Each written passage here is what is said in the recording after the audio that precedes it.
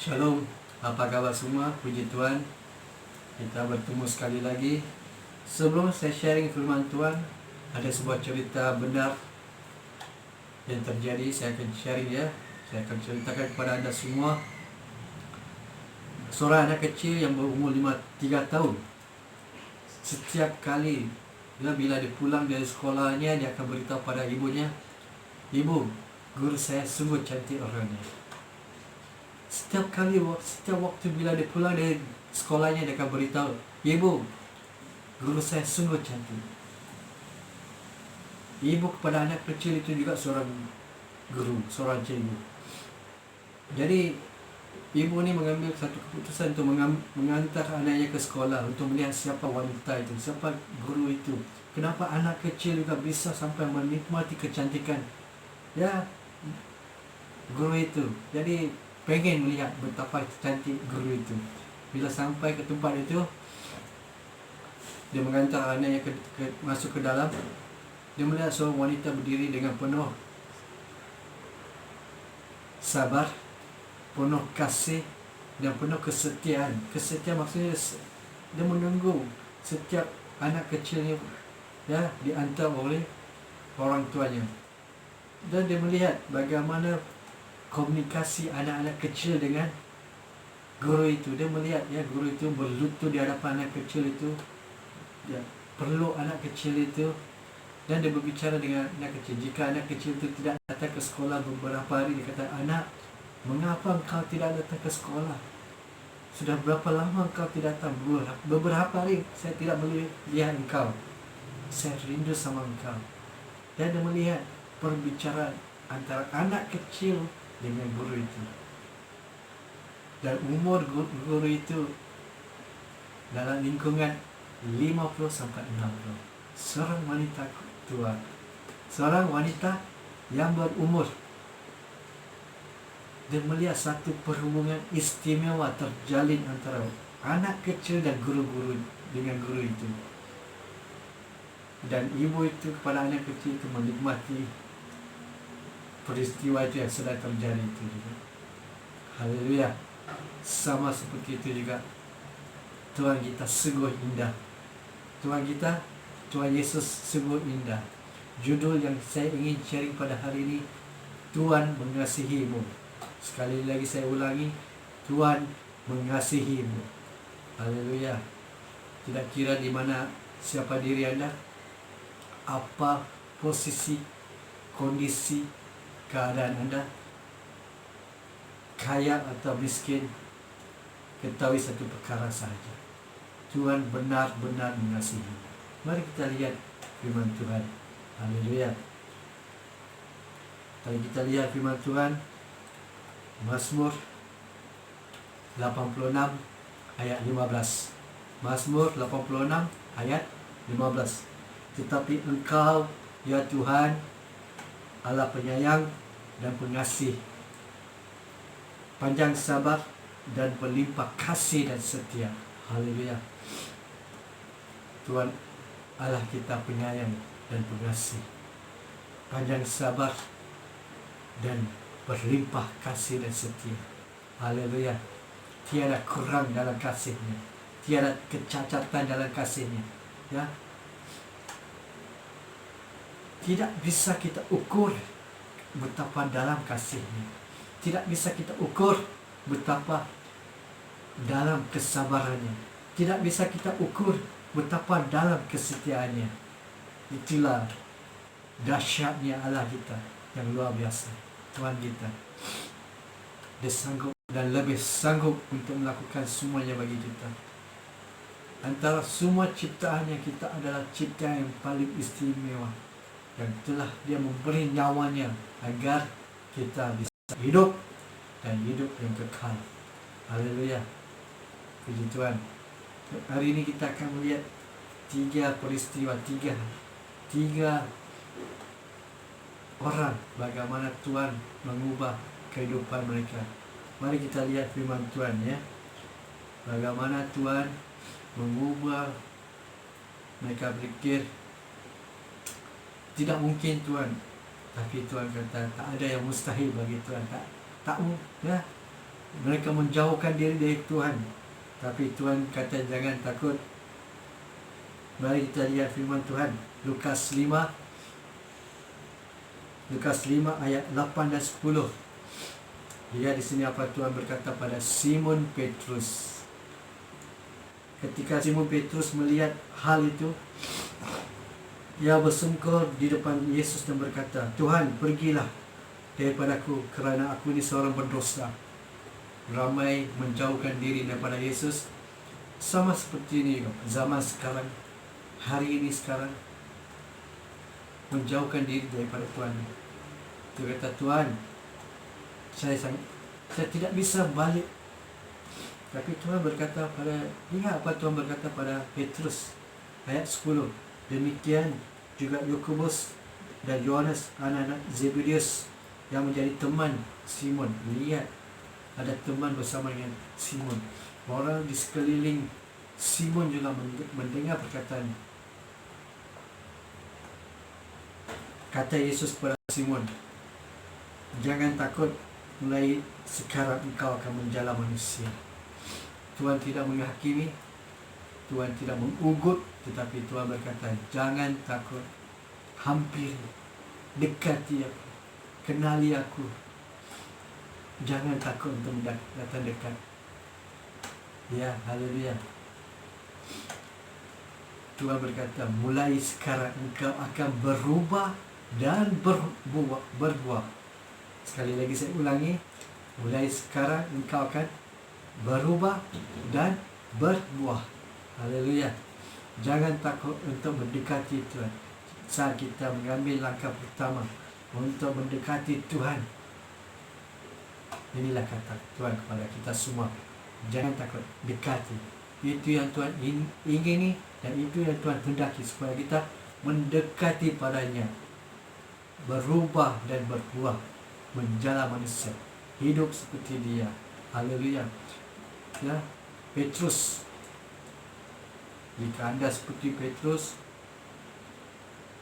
melarikan diri daripada Tuhan, Tuhan berkata pada anda, jangan takut, kembali. Haleluya. Dan mari kita lihat insan yang kedua, orang yang kedua, apa yang terjadi. Mari kita lihat Yohanes 8 ayat 10 dan 11. Yohanes 8 ayat 10 dan 11. Lalu Yesus bangkit berdiri dan berkata kepadanya, hai perempuan, di manakah mereka? Tidak adakah seorang yang menghukum engkau? Jawabnya, tidak ada, Tuhan. Lalu kata Yesus, aku pun tidak menghukum engkau. Pergilah dan jangan berbuat dosa lagi mulai dari sekarang. A new beginning, satu permulaan baru. Ya, kita kenal tentang cerita ini di mana seorang wanita ditangkap basah waktu dia berzina, melakukan dosa. Dengan selai kain dia telah ditangkap. Bukan Tuhan menyokong perbuatannya, tetapi Tuhan menyelamatkan wanita itu. Tuhan memberi satu peluang sekali lagi, mulai dari sekarang. Ya, jangan berbuat dosa mulai dari sekarang. Pergilah dan jangan berbuat dosa lagi mulai dari sekarang. Dia apa kata? Aku pun tidak menghukum engkau, saya pun tidak menghakimi engkau. Dia memberi satu peluang sekali lagi. Ya, jika engkau pikir tidak layak, tapi Tuhan kata engkau layak. Tidak ada dosa yang terlalu besar bagi Tuhan. Tuhan bisa mengampuni, tidak kira apa jua dosa anda, jika anda berani mendekatinya, mengakui dosa anda, berbalik daripada jalan anda, dari jalan dosa anda, merendah diri di hadapannya. Dia akan memulih keadaan anda, dia akan memulih kehidupan anda. Haleluya. Tiada mustahil bagi Tuhan jika anda percaya. Mari kita lihat orang yang seterusnya. Orang yang seterusnya, yang ketiga, seorang wanita yang ada 5 suami. Bukan satu suami, bukan dua suami, tapi 5 suami. Dia berkata benar di hadapan Tuhan Yesus yang kita dapat melihat dalam Yohanes 4 ayat 7 sampai 47. Yohanes 4 ayat 7 sampai 42. Ya, maafkan saya, bukan 47 tapi 42. Yohanes 4 ayat 7 sampai 42, di mana kita dapat melihat bagaimana seorang wanita Samaria ingin mengambil air. Yesus meminta air daripada wanita itu. Dalam cerita itu kita bisa melihat berlaku satu bisa kita katakan satu pertengkaran. Siapa lebih besar, siapa lebih bagus, siapa lebih kuat. Tapi di situ Tuhan mula menyentuhi. Jika engkau minta air daripada saya, jika engkau tahu siapa yang berbicara dengan engkau, kamu akan minta air kehidupan. Lihat apa perkataan wanita itu kepada Tuhan Yesus, ya. Kadang-kadang seperti itu juga ramai kita suka mempersoalkan, bolehkah, mungkinkah, bisa terjadikah? Tapi dia apa kata Yesus? Dia apa kata wanita kepada Tuhan Yesus? Kata perempuan itu kepada Tuhan, engkau tidak punya timba, dan sumur ini amat dalam. Dari manakah engkau memperoleh air hidup itu?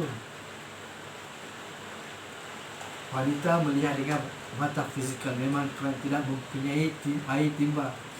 Tapi saat Yesus mula berbicara dengan dia, lihat bagaimana waktu Yesus berbicara mulai bagaimana Tuhan menyentuh hidup dia dan meminta air secara fizikal. Kemudian baru Tuhan menyentuh manusia dalamannya. Tiada mustahil. Sekali lagi, Tuhan Yesus mengasihimu, tidak kira secara fizikal. Pemikiran anda bisa berkata anda sangat berdosa, anda sangat kotor. Tapi secara luaran, secara dalaman, Tuhan bisa bersihkan kita dengan darah kudus-Nya. Haleluya. Bila kita lihat dalam peristiwa ini bagaimana wanita itu mengenal Tuhan Yesus. Wanita ini ada 5 suami. Dalam sekelip mata dia menjadi penginjil, dan dia telah pergi memberitakan tentang Yesus kepada seluruh kota. Wanita ini seorang yang disembunyi-sembunyi pergi mengambil air. Tidak ada orang yang mau berbicara dengan dia sebab dia seorang berdosa. Tetapi Yesus memilih untuk berbicara dengan dia. Di situ kita dapat melihat bagaimana Tuhan menukar, mengubah hidup wanita itu. Saat ini juga Anda bisa berkata, brother, dengan perkataan ini yang Anda beritakan, Anda tidak tahu betapa dalamnya dosa yang saya telah lakukan. Haleluya. Mari saya beri satu nasihat. Tiada mustahil bagi Tuhan jika Anda percaya. Mari kita lihat firman Tuhan yang seterusnya. Mazmur 9 ayat 22 sampai 25. Mazmur 9 ayat 22 sampai 25. Haleluya. Lihat apa kata. Ini yang sering kita ceritakan, apa yang telah kita buat, apa yang telah terjadi. Kita ceritakan apa yang kita lihat secara fizikal. Tapi Tuhan lebih daripada semua itu. Mari kita lihat firman Tuhan, apa Tuhan berkata. Mari kita lihat dalam firman Tuhan apa tertulis. Ayat Markus 9 ayat 22 sampai 25. Dan seringkali roh itu menyeret ke dalam api ataupun ke dalam air untuk membinasakannya. Sebab itu jika engkau dapat berbuat sesuatu, tolonglah kami dan kasihinilah kami. Jawab Yesus, katamu, jika engkau dapat. Tidak ada yang mustahil bagi orang yang percaya. Sekali lagi, kata Yesus, jawab Yesus, katamu, jika engkau dapat. Tidak ada yang mustahil bagi orang yang percaya. Yesus memberi satu jawaban. Jika engkau percaya, tidak ada yang mustahil bagi engkau yang percaya. Segera, ayat 24 ya, segera ayah anak itu berteriak, aku percaya, tolonglah aku yang tidak percaya ini. Jika anda tidak percaya, anda bisa berubah. Percaya pada Tuhan yang bisa mengubah anda dan buat anda berbuah. Jika anda bisa percaya, tiada mustahil bagi orang yang percaya. Anda bisa berubah. Anda bisa berkata, saya minum banyak, saya rokok banyak, saya mencuri, saya buat kerja-kerja yang tidak. Selepas saya melakukan, saya menyesal, tapi saya tidak bisa melepas. Tuhan Yesus bisa melepaskan engkau. Tuhan Yesus bisa memperbaharui hidup anda. Lihat ayat 25. Ketika Yesus melihat orang banyak makin datang berkerumun, yang menegur roh jahat itu dengan keras, katanya, hai kau, roh yang menyebabkan orang menjadi bisu dan tuli, aku meminta engkau keluar daripada anak ini dan jangan memasuki dia lagi. Bila kita menjadi tidak percaya, ya, roh jahat akan membuat kita bisu dan tuli, tidak bisa melihat cahaya itu, tidak bisa, ya, kita akan fikir, oh, saya tidak bisa berubah lagi. Tapi Tuhan kata, dalam firman Tuhan berkata, tidak ada mustahil bagi orang yang percaya. Haleluya. Yang percaya hari ini ambil satu keputusan. Anda bisa berdiri lebih kuat daripada apa yang anda sedang lakukan. Anda bisa berubah. Anda bisa berbuah. Tuhan Yesus berkata, ya, jangan takut. Haleluya. Jangan takut. Mari kita lihat firman Tuhan yang terakhir sebelum saya tutup. Firman Tuhan, Wahyu 3 ayat 20. Wahyu 3 ayat 20. Lihat, aku berdiri di muka pintu dan mengetuk. Kalau ada orang yang mendengar suaraku dan membuka pintu, aku akan masuk mendapatkannya, dan aku makan bersama-sama dengan dia, dan dia bersama-sama dengan aku. Hari ini anda telah mendengar firman Tuhan. Anda telah mendengar firman Tuhan. Firman Tuhan sedang mengetuk isi hati anda. Tuhan sedang mengetuk, ya, tidak kepercayaan akan buat satu satu kunci di depan hati anda untuk tidak ada orang bisa memasuki. Dia akan tutup segalanya. Keraguan itu akan tutup seperti satu penjara bagi hidup anda. Tapi Tuhan berkata, tidak mustahil bagi orang yang percaya. Jika anda percaya, anda bisa berubah daripada, ya, setiap perbuatan yang berdosa. Jika anda percaya pada dia yang bisa melepaskan anda, Tuhan Yesus Kristus, dia akan membuat anda berubah dan berbuah. Haleluya. Hari ini, ya, kita telah melihat bagaimana, ya, Tuhan seorang yang penuh penyayang, berlimpah kasih, penuh panjang sabar, kasih setianya. Mari kita lihat sekali lagi firman Tuhan itu. Ya, sungguh luar biasa bila kita Mazmur 86 ayat 15. Tetapi Engkau, ya Tuhan, Allah penyayang dan pengasih, panjang sabar dan berlimpah kasih dan setia. Haleluya. Hari ini Tuhan ingin berkata pada anda semua, pada kita semua, jangan takut. Jangan takut. Yang kedua, 5 perkara Tuhan ingin sampaikan kepada kita pada hari ini. Jangan takut. Yang kedua, saya juga tidak menghukum anda dan jangan berbuat dosa lagi. Yang pertama, Tuhan berkata, jangan takut, dekati padaku. Yang kedua, Tuhan berkata, jangan, saya juga tidak menghukum, tidak menghakimi, tetapi jangan jangan berbuat dosa lagi. Haleluya. Hal yang ketiga kita dapat lihat, Tuhan adalah air kehidupan itu. Kehausan hidup anda, ya, secara material tidak bisa penuhi kehidupan anda. Air limpah dari dalaman. Haleluya. Tuhan Yesus adalah air kehidupan. Dia akan buat hidup anda hidup sekali lagi. Dan yang keempat adalah keluar dari tidak kepercayaan. Keluar dari tidak kepercayaan anda. Anda bisa berubah, anda bisa berbuah bila anda percaya pada Dia yang bisa mengubah anda dan yang membuat anda berbuah.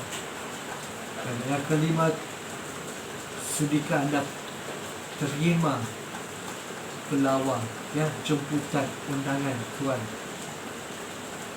Sudikah anda terima Tuhan Yesus sekali lagi sebagai juru selamat anda, sebagai kekuatan anda, sebagai, ya,